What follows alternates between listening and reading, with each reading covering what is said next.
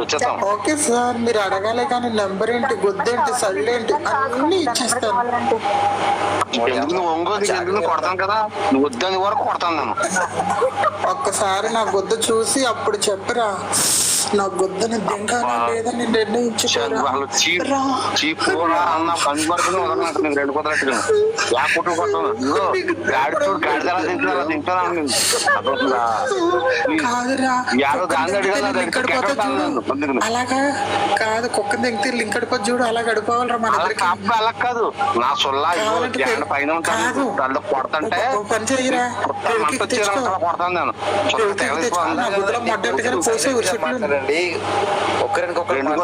Yeah కుట్టు కొడుకు నేను అర్థం తింటది బాబాయ్ బాబాయ్ బాబాయ్ అందు ఇంకొకటి కొడతంటే అది పారిపోయింది. అలాగనపోతే నువ్వు ఫీల్ అవుతావని అంతేనంటావా?